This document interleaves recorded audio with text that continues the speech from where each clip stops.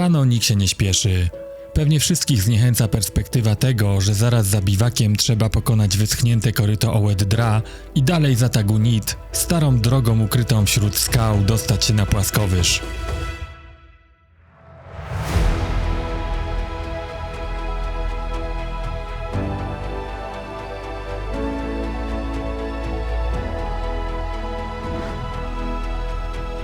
Koryto negocjuje na jeszcze zimnym silniku, idzie zadziwiająco sprawnie i dość szybko docieram do Mamid.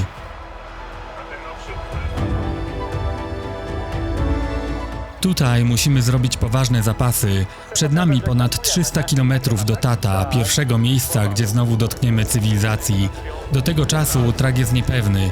Na pewno będziemy przedzierać się przez środek Erkchigaga, a potem przez wyschnięte jezioro Iriki oraz zupełnie puste tereny za nim. Kupujemy sporo wody i jedzenie na 2 dni. Nic nie będzie do taty, stary. Nic.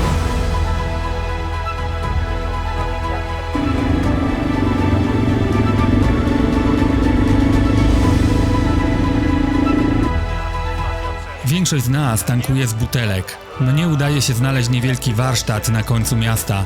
Mają tu pompę paliwa i normalny dystrybutor. Tankujemy do oporu. Wypełniam również dodatkowy worek na paliwo. Widać, a jeszcze patrz jak wieje, nie? My do teoretycznie naszego traka w tym momencie to mamy 6 km tam, ale... Ale widzisz tą drogę, która jest na ten erk? Nie ma, nie, tak! Mamy przegreskowaną drogę, że jesteśmy na drodze na to. Niby jesteśmy, ale wiesz jak to jest. Czuję porywisty wiatr. Dobrze wiem, co to oznacza. Zaraz za Mamid wpadamy w tumany podniesionego kurzu i piasku. Widoczność jest mocno ograniczona. Zapowiada się ciekawa przeprawa.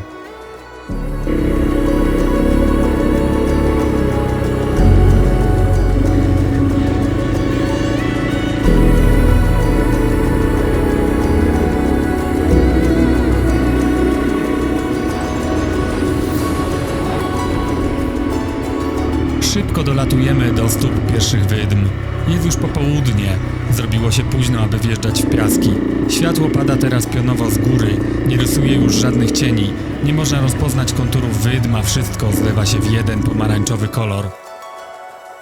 Po namyśle decydujemy się jednak wyruszyć i przebić zgodnie z wyznaczonym trakiem przez Erkchigaga. Przed nami 35 km na drugi brzeg.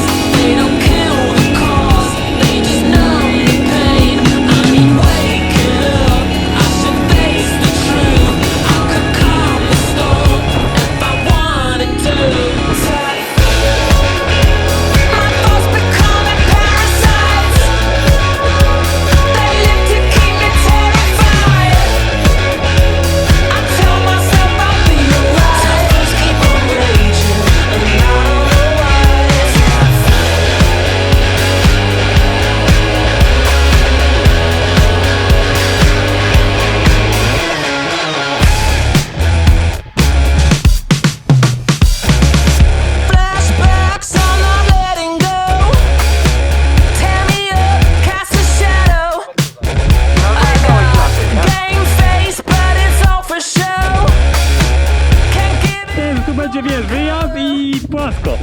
To nic, trzeba się spać na dół. Ty, ale to się jeździ na tym.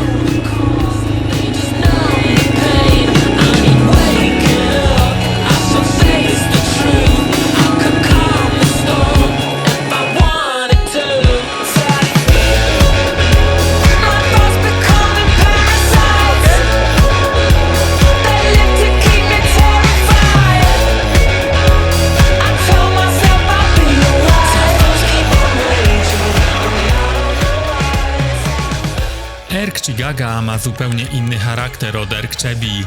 Jest większy, wydmy są bardziej równomierne. Dzięki temu wzrok sięga dalej, potęgując wrażenie, że jesteśmy na samym środku oceanu piasku. Poszło nam sprawnie, utrzymywaliśmy niskie tempo i byliśmy bardzo skupieni na czytaniu terenu. Dzięki temu udało się przejechać całość bardzo płynnie. Aha! Już miałem po ciebie wracać, jak naleję. Teraz suche jezioro. Uzupełniam paliwo i dzida.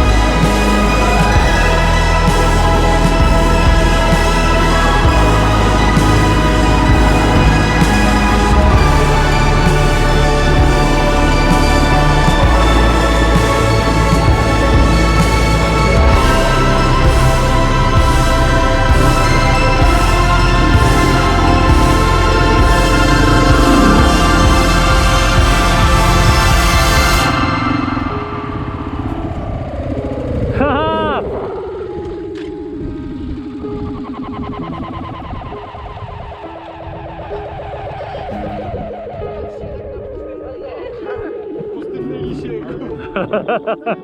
Zrobiona cała. Poprzek. Tak. Jadąc po dnie nie można stracić rozumu i poczuć się zbyt pewnie. To prawda, że większość jest absolutnie płaska, ale od czasu do czasu można trafić na muldę lub wymyte zapadliska. Na drugim brzegu, zupełnie z zaskoczenia, doganiamy chłopaków, którzy ominęli erg dookoła. Dalej jedziemy już razem. Krajobraz robi się kosmiczny.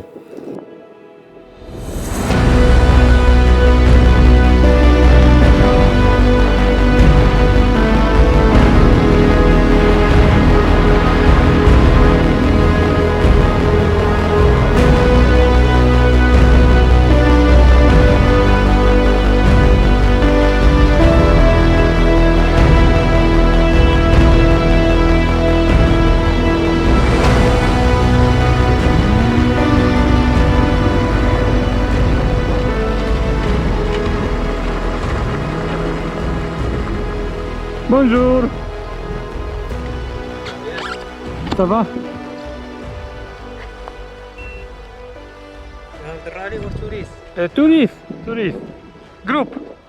Group. Combien de... 10. Il y a Tata. 5. Tak. Fish? Fish or passport? Fish.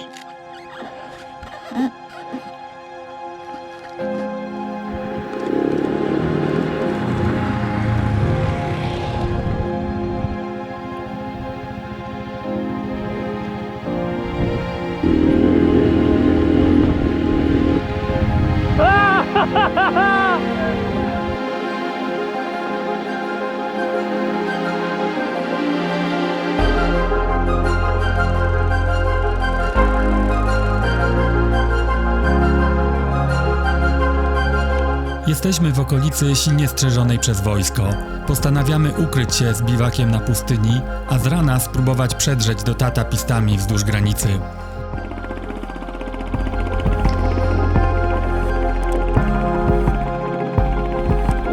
Ruszam o świcie, początkowo idzie bardzo dobrze. Przejeżdżam pierwsze checkpointy, a mijani żołnierze odpowiadają, kiedy do nich macham.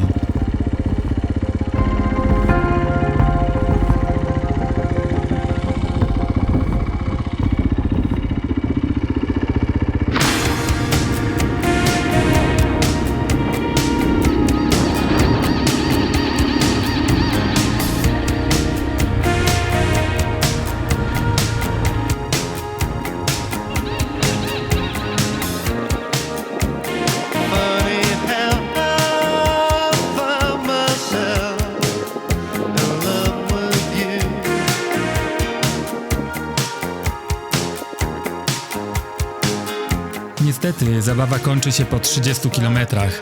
Zostajemy zawróceni i w konwoju odwiezieni nieco na północ. Przypominam sobie na szczęście o rewelacyjnych single trackach, które odkryliśmy przypadkowo rok temu. Dojedziemy nimi prawie do samego Tata.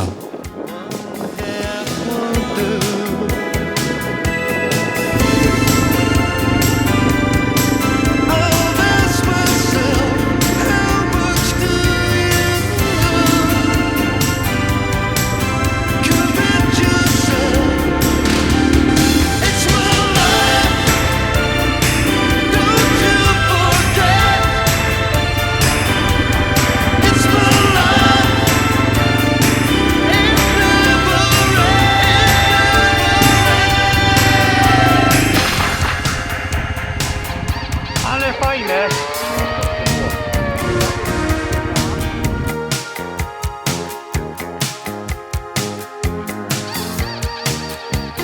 Funny how I blind myself. I never knew.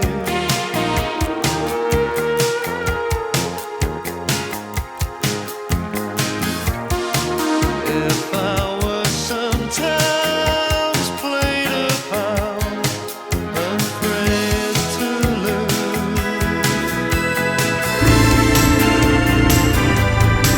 I tell myself, what could you do?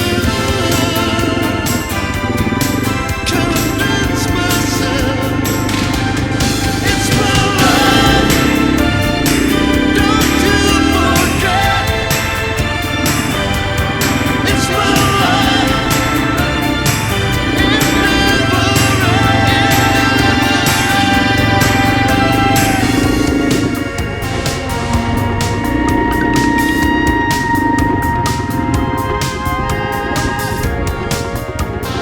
Docieramy do oazy Sidi Rezug od tyłu. Zaskoczeni strażnicy najpierw chcą fiszek, a potem kierują nas bokiem. To samo było rok temu. Następnym razem muszę sprawdzić, czy nie da się przebić do samego Tata, jadąc dalej po południowej stronie masywu. Chciałbyś wyuczyć tam, Peter? Po tych kamieniach? Bonjour! Fish? Fish? Fishes. Okej.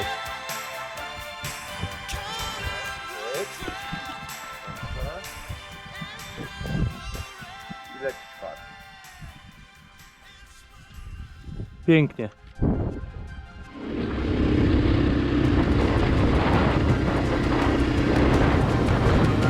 W mieście korzystamy z cywilizacji. Następny przystanek to dopiero Assa. Oprócz paliwa trzeba zabrać ze sobą sporo wody. Normalnie wożę ją w plecaku, to najwygodniejszy sposób, mam wtedy 4 litry.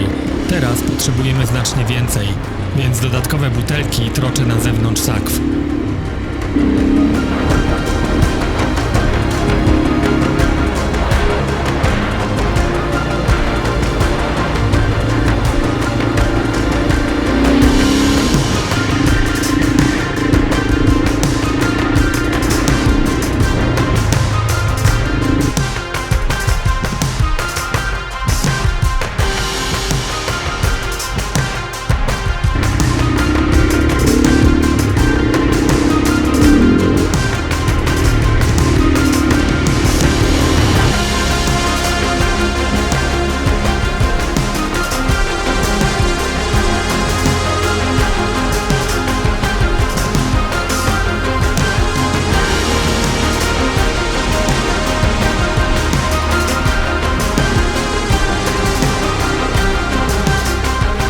Tego dnia na biwak docieramy w Dakarowym tempie, w kurzu oświetlonym zachodem słońca.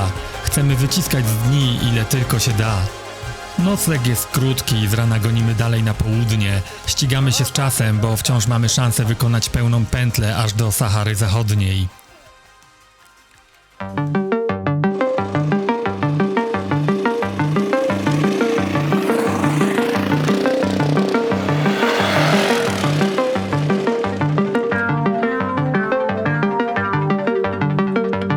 Nadjechał dżentelmen o wolnych obrotach.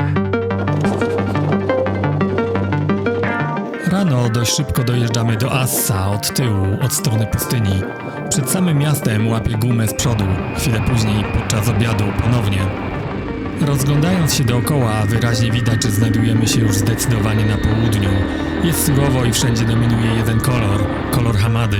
Samochody mają często po kilkadziesiąt lat, a w sklepach brakuje czasem podstawowych towarów. W samym mieście nie zostajemy długo i ruszamy, aby nadgonić plan. Dzień dobry. Żartujesz?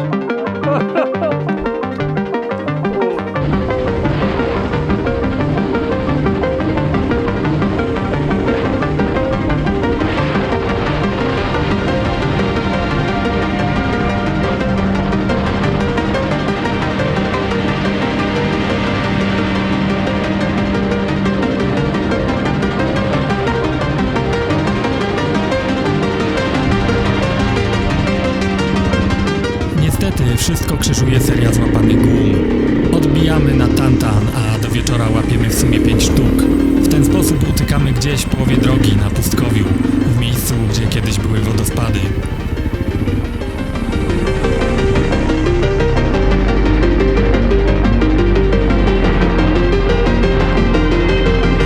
W miejscu, które okazuje się niesamowite, naznaczone setkami skamielin.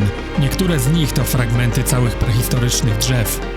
Na noc szykujemy się bardzo dokładnie. Wzmagający się wiatr zapowiada burzę.